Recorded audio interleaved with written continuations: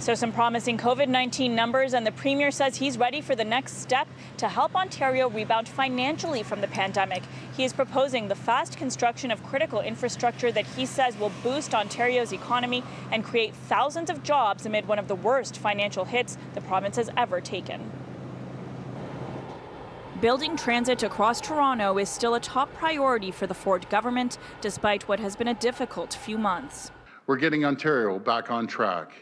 And it starts with getting shovels in the ground on major infrastructure projects. The Premier wants to fast-track the construction of major transit infrastructure projects, including the 15-kilometre Ontario line. Residents have raised concerns as to why nothing gets built and why it takes so long.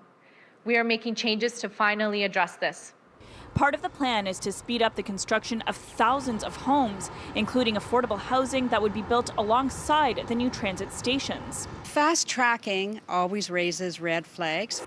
While it is welcome news that the government wants to prioritize these important projects, critics are calling for caution.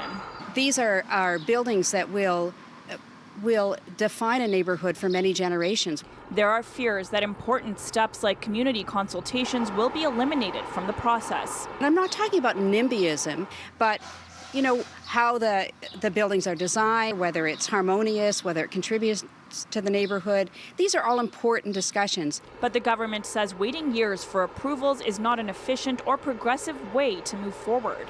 People are tired of waiting. We aren't going to take any shortcuts. We're going to cross the T's, dot the I's, but we're going to do it much quicker than the typical way government does business. The province has already introduced the Building Transit Faster Act, similar legislation specific to transit that has been met with similar concerns. I'm worried that this legislation will allow for secret backroom deals to be made that will benefit developers and not people first.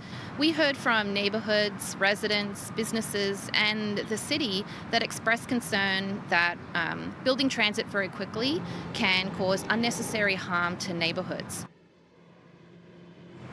And another important announcement today. Starting at midnight tonight, the Premier says Leamington and Kingsville can move into Stage 2 of the province's reopening plan, joining the rest of Ontario. They were the final communities left behind.